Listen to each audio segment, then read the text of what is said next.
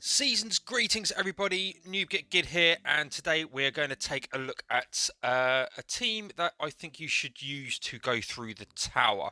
So, for those of you who are sort of new to the concept, the tower is your sort of daily climb through sort of 12-ish battles, and I say ish because there's a couple of different extra nodes that you can do, which are faction dependent. But there's 12 main routes anyway, and the team that you see on screen at the moment is the team that I use to sort of complete this every single day, and it's a team that I've only just started to use and pull together, and I think it synergizes quite nicely. So just want to give you my lowdown on what that team is, how it all works, and just a couple of the side paths as well. So in the lead we have got Patriarch Key. His leader ability gives you a shield on order characters, I should say.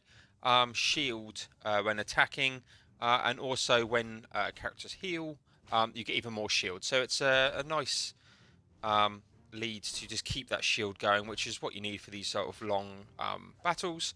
Second one I've got is Kinley, who's the tank. Great tank, probably one of the best tanks in the game. Heals a lot of health per turn, and is yeah, just a tanky character, and synergizes really well with Patriarch Key. Third on the list for me is my healer, which is Xantara. I think she's the best healer in the game. Everything that she does, she heals. So her basic will heal the lowest HP'd character, and then obviously under the leadership for Patriarch Key, you'll get back some of your shield as well, which is obviously brilliant. Her second special takes health from her and gives it a big boost to everyone else as a good AoE heal if you need it. And then her third ability heals herself, which is obviously good after using the second special. Fourth character is Freezard. Don't really need to say too much about that guy. He's just a beast, and you should just focus on him. And then my fifth character, again, needs no explanation, is Nightingale.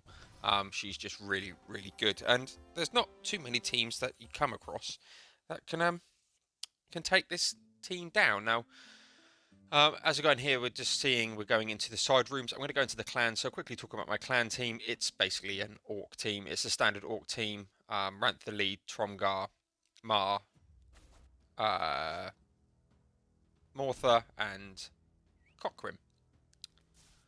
And yeah, it's just a great team. Now, this used to be the team that I used to try and do the rest of the tower with, but was struggling when I got to the higher ends.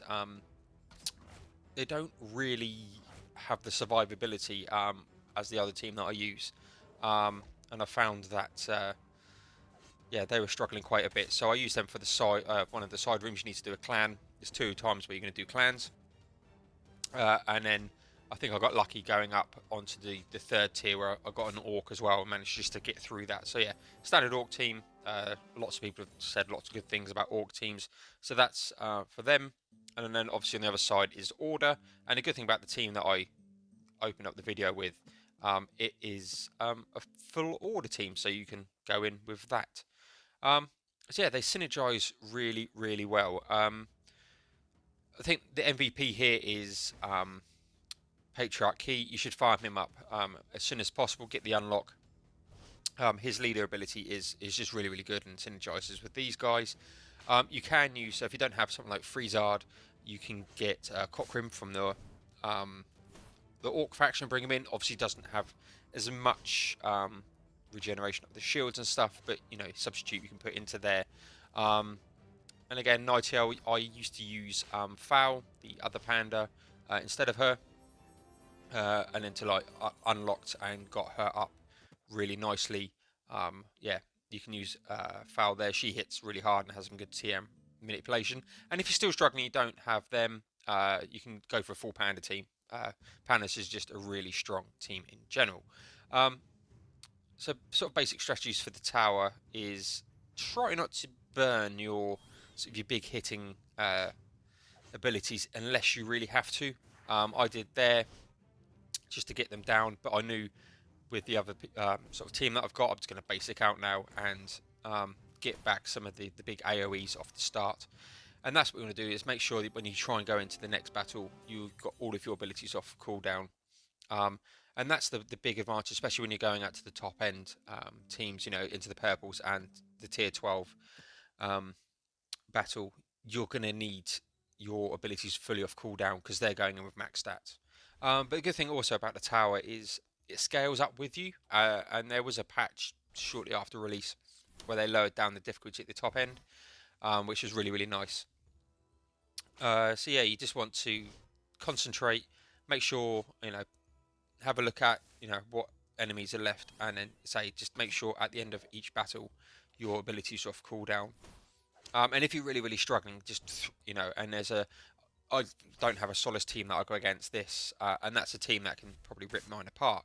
But you don't, if you're struggling and they've got some opening up with some massive damage, just throw in a throwaway team of like level ones, just to get them to burn their abilities. Yours are on off cooldown, and then you go in and wipe the floor off them. So for the rest of the video, I'm just going to show you my sort of the rest of my tower climb, but this is the team that I use, and I've been using it for about a week. And there's a lot of times previous to that that I couldn't fully clear the tower. I was getting to the top battles, and it was just really, really struggling. And switched out to this, and I've had no problems. The other good thing about this team is it's a great P3 raid team as well. So yeah, if you're looking for a P3 raid team, this is the team that you want to go for. Obviously, you can substitute a few characters for P3. And it's also a really great arena team. So I was in the probably in the 300s, and then with this team I'm now down into the 60s, just purely by switching to this team. So it's a really versatile team. You get lots of bang for your buck. Some of the characters here are going to be around for forever and a day. I can't see Nightingale, I can't see Freezard getting replaced anytime soon. So yeah, the rest of the video will be just me finishing off this battle. I'll turn on the sound effects and stuff for you. But thank you very much for joining. I hope you have a wonderful, wonderful day.